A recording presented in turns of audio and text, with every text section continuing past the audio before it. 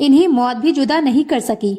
पत्नी के गुजर जाने के बाद पति ने भी तोड़ा दम। एक और जहां लोग जिंदगी भर साथ रहने की कस्में खाकर भी कुछ ही समय में अलग हो जाते हैं, वहीं एक कपल ऐसा भी है जिसे मौत तक ज्यादा दिन तक जुदा नहीं रख सकी।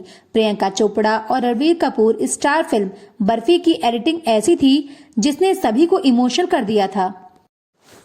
अनकंडीशनल लव को दिखाती इस मूवी के अंत में लीड पेयर को साथ में ही दुनिया को अलविदा कहते दिखाया जाता है। इस तरह का प्यार रियल लाइफ में दिख पाना मुश्किल सा लगता है, लेकिन इन दोनों सोशल मीडिया पर ऐसे रियल लाइफ कपल की कहानी वायरल हो रही है जिन्हें मौत भी ज्यादा दिनों तक जुदा नहीं रख सकी। यह स्टोरी सभी को इमोशनल कर रही है। कपल की बेटी ने इस पूरी कहानी को खुद बयां किया है। मेरे पिता की 5 बेटियां हैं।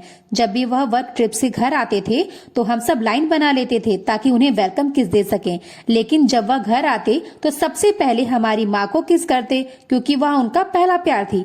आगे बताया गया कि कैसे वे सभी घूमने जाते या फिर घर पर पार्टी होती तो उनके पिता हमेशा बॉलीवुड के पुराने रोमांटिक गाने गाया करते क्योंकि उनकी माँ को ये पसंद था। इस तरह का प्यार बेटियों के लिए तो आम बात थी, लेकिन उन्हें पता था कि उनके कल्चर में इस तरह प्यार का इजहार करना आम नहीं था। और फिर ट्यूमर बदलता गया जिंदगी। कहानी में बताया गया, मेरी माँ को पिता की हर चीज पसंद थी।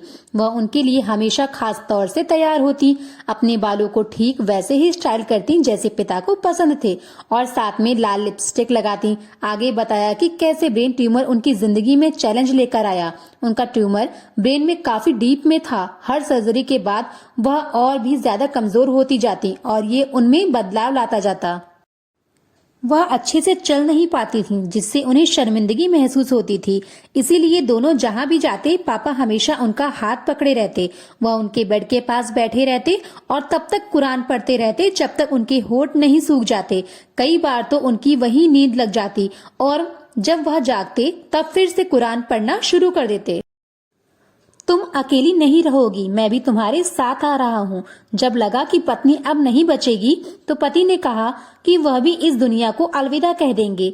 माँ के आखिरी समय में मेरे पिता उनके कान के पास जाकर कहते, तुम अकेली नहीं रहोगी, मैं भी तुम्हारे साथ आ रहा हूँ। बेटी ने बताया कि पिता की बातें सुन उन्हें बहुत गुस्सा आता था क्योंकि उन्हें ऐसा लगता था कि उनके पिता की नजरों में उनकी कोई वैल्यू ही नहीं है और वे उनके लिए जिंदा रहने की कोशिश नहीं कर सकते। हालांकि सच तो ये था कि उनके बच्चे बड़े हो चुके थे और उन सभी के परिवार थे। मुझे लगता है कि वह महसूस करते थे कि उनके लिए अब कुछ बाकी नहीं रह गया है। पास में ही कब्र बुक की। बेटी ने बताया कि कैसे मना करने के बावजूद उसके पिता रोज माँ की कब्र पर जाया करते। उन्होंने तो पत्नी की कब्र के पास की जगह भी अपने नाम करवा ली थी। वह हमसे बार बार पूछते थे कि क्या हमारे पास कब्रिस्तान के ऑफिस से फोन आया। आखिरकार जब पेपर वर्क घर आए तो मैं बस खींच कर रह गई, लेकिन वह इसके बाद से अचानक शांत से रहने लगे। 2 दिन तक उन्होंने मुश्किल से कुछ शब्द कहे थे। तीसरी सुबह वह घर के सामने वॉक कर रहे थे और उन्होंने बताया कि उन्हें अच्छा महसूस नहीं हो रहा है। मैं उनके जूते बांधने के लिए नीचे झुकी, लेकिन वह अचानक गिर पड़े।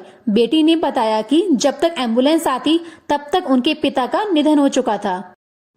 Thanks for listening my husband and wife heart touching story. उम्मीद करती हूँ आपको ये स्टोरी पसंद आई होगी। प्लीज चैनल को सब्सक्राइब, लाइक, शेयर और कमेंट बॉक्स में अपनी राय जरूर दीजिएगा। धन्यवाद।